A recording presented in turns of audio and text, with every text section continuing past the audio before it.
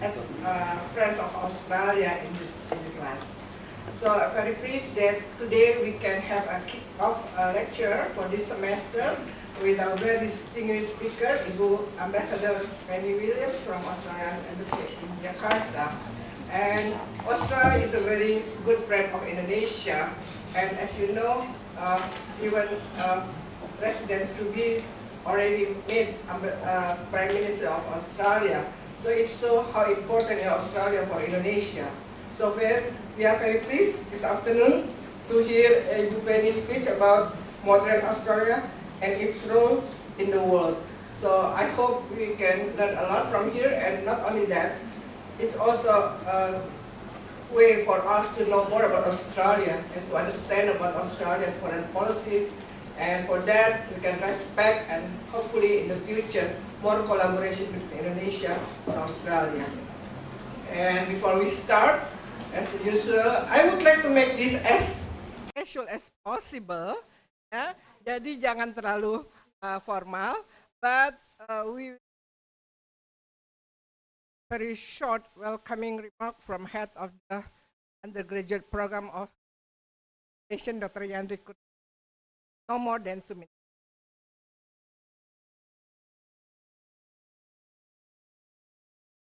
Thank you very much, Professor Evi Fitriani. Thank you very much, Ambassador, for your time coming to our university. Our university not really like a far away in the galaxy, but also not too far, not too close also from Jakarta. So I hope it's a perfect distance from Australian embassy. And we have like undergraduate student here. We have graduate students, and also we have like students right now. Some students from Kenya, from Tanzania, Ghana, if I'm not mistaken. So we are kind of mixed, you know. And also like our graduate program, like Professor Evi just finished supervising a student from Iran, and now we also have a student from Saudi Arabia. So maybe maybe like the stability of Middle East not here. Yeah, and Australia is also one of the most interesting topic for our student. Like almost every years, somebody all few student in the undergraduate or postgraduate, they write final thesis for bachelor thesis, master thesis about Australia. Last semester alone, one of our Kevin you met before, write an final assignment about AUKUS, and also from graduate student also finish about the why Australian AUKUS is one of the most interesting topic for us now. So I hope your visit here will be the last, but the beginning of a closer engagement with our department, Universitas Indonesia, and with the Australian embassy. Thank you very much. Professor Evi already looked at me several times. Thank you, Yandri. And before further ado, I would like to also candidate PhD from Australian National University. First, this candidate PhD and will be your moderator.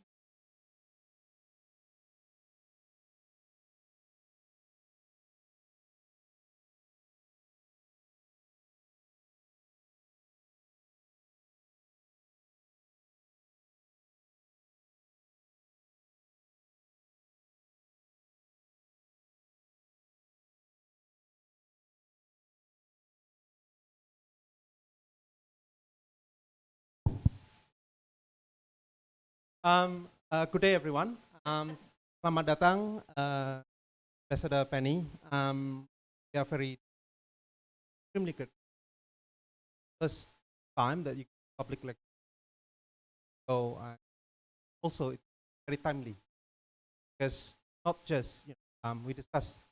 There are a lot of our students in Australia and but also there are a lot of news. Most recent being the signing defense. I think it's a milestone in relationship. Ambassador Williams senior with the Department of Foreign Affairs and Trade, DFAT, and was recently Deputy Secretary in the.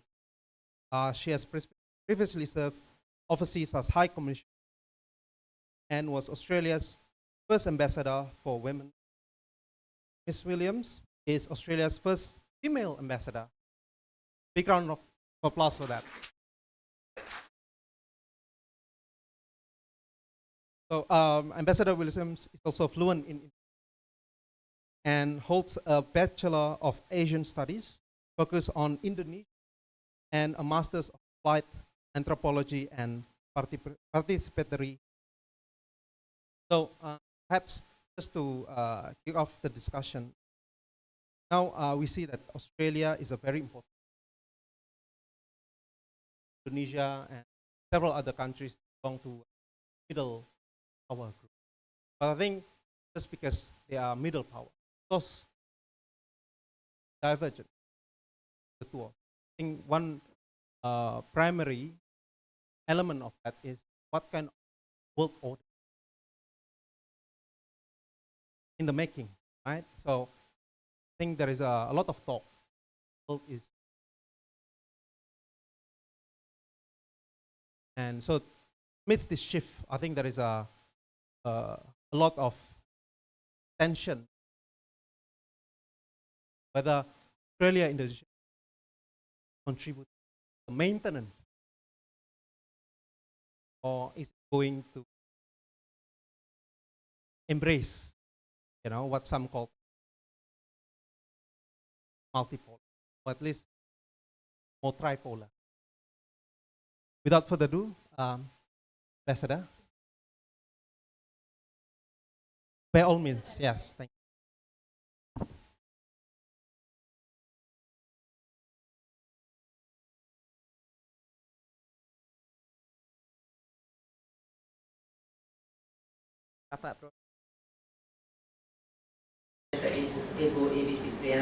Thank you so much for asking me to come along. I had a big week, so it's nice to come and look at some fresh faces who actually care about diplomacy and what international relations mean.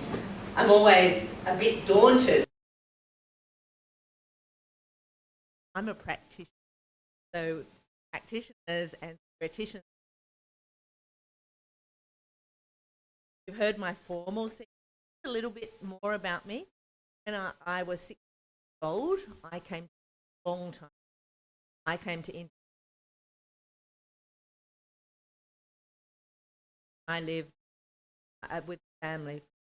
I lived with an Indian family for plus dua.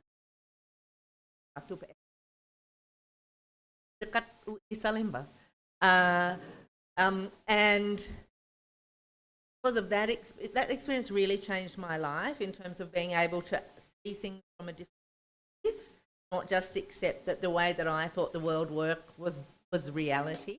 And when I finished being I'm from Tasmania. When I finished being I went back to Australia and I chose to go to the Australian National University, enroll in a degree in Asian Studies. So my degree is not in international relations, it's in Psychology of Indonesia, it's in Bahasa Indonesia. Even back in the day, we learned Bahasa Jawi.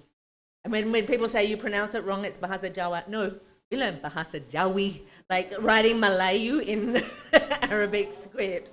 So it was quite intense Indonesian project. And after that, I effectively joined the Foreign Ministry. So I'm a career diplomat. I've been in the Foreign Ministry for a very, very, very, very, very long time, not just serving in this region, but also here. Damascus was my first. I've also served in Santiago de Chile, but Southeast Asia is the place I feel the most. I was High Commissioner. Does everyone know that a Commonwealth countries call ambassadors? Yeah, I was ambassador to Malaysia. But then finally, I've come to India, which is, for me, I think this is absolutely the top job in our foreign. This embassy, some magnitude has a depth to it that I don't think you would expect any other relationship. So it makes it really exciting, it makes it fun, and but it also makes it kind of complicated to kind of work. So that's who I am, just to give you a bit of context, because I actually think the personal is important. How we interact with each other, who we are, the perspective we really act. But who are Australians? So what I would say about Australia, Australians, that we are a country of the Indo-Pacific. It takes the same amount of time to fly from Jakarta to Perth, takes to fly from Jakarta to, like, those things are geographically very close. Our Foreign Minister, Penny Wong, her father was born in Malaysia. So her father was a scholarship in Australia. And she very much says and positions our foreign policy in, we see and this is a quote from her, see ourselves firmly in the centre of global activity, part of the most dynamic, vibrant world. So like Indonesia, we're vast, we're a multi-ocean country with the Indian Western Ocean to our east. We're the world's largest island, but we're the smallest. Like Indonesia, we have a very strong. Like Indonesia, we've got plenty of natural wealth, we've got varied landscapes, and we've got a talented population of more than 25 million people. That's where we differ, don't we? But we're one of the 17 mega diverse countries that together account for almost 70% of species. And we have a really rich heritage and an inherent ability to common ground with the world's people. Once again, our Foreign Minister Penny said, when Australians look out to the world, see ourselves reflected in, just as the world can see itself reflected in us. What does she mean by that? What she means is that half of Australians, half of that 25 million people were either born outside Australia or have a parent who was born outside Australia. That's quite remarkable when you think about it. And 1.1 million of those people claim ancestry from Southeast Asia. Who in the room has been to Australia? And when you walk down the streets of Sydney or Melbourne, it feels like a very multicultural, don't you think? It feels like a very multicultural place. So the myth of white Australia, that when you get there, you're like, oh, there's so many people from all over the world. Besides that diversity of people who've come to Australia over time, we're also home to one of the oldest living cultures in the world, which has connected First Nations Australians to Australia, to the world, and Indonesia through trade. We have a history of that. We would say that Australia's First Nations, and we use the term First Nations, we're Australia's First Nations, living on and managing land for over 65,000 years, trading across the seas, most notably into hundreds of Macassan seafarers also travelled to northern Australia to trade goods with local Aboriginal time of the year, leading into December, and camped along the coast catching, whaling and rifang. I was lucky enough in Makassar last week to go to the caves outside Makassar, and you can see the caves that are also dated a long time. Look so similar, and the handprint of Australia. We're a pluralist nation. We're united by respect for each other's right to live in peace. We welcome different races, we welcome different religions, and we welcome different views. We're a stable, peaceful democracy and one of the world's oldest. And our society is really underpinned by the rule of law and independent institutions. We're proud to be one of the first countries in the world that granted women the right to vote. We very much, like Indonesia, trading now, that underpins the strength of our economy. 1 in 5 Australian jobs trade related, and we have 50 trade agreements, 26 countries, including Australia economic. I think is a sign of how close. Our largest services export is education, which reflects Australia's world-class education is highly skilled workforce. We receive about 700,000 each year, and Australia is the most popular destination for studying abroad. Like we saw in Jakarta this week, sport that brings us.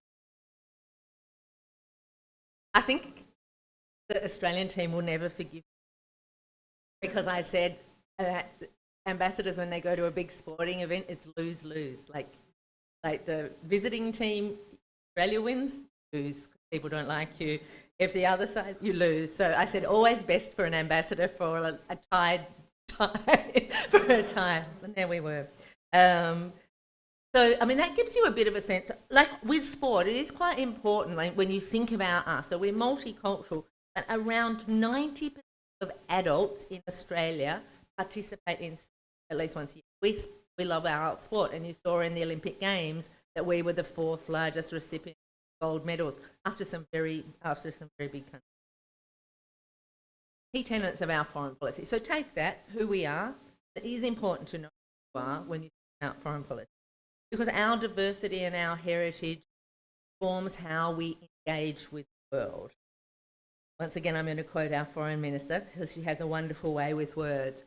She says, at its core, foreign policy is an expression of national values, national interests, and national identity. So it starts with who we are. I think that's really important because I don't know when you're kind of thinking about it from a theoretical perspective, but that sense of identity starts with who we are is really critical. Australia has an Indo-Pacific outlook with ASEAN at its. We don't describe our foreign policy as aligned as it does, but can I really emphasise, like Indonesia, Australia is fiercely proud and protective of the active and of our foreign policy. We make our own decisions about what we want to do. At the same time, as part of the Indo-Pacific, we know that our future is intertwined with our regions.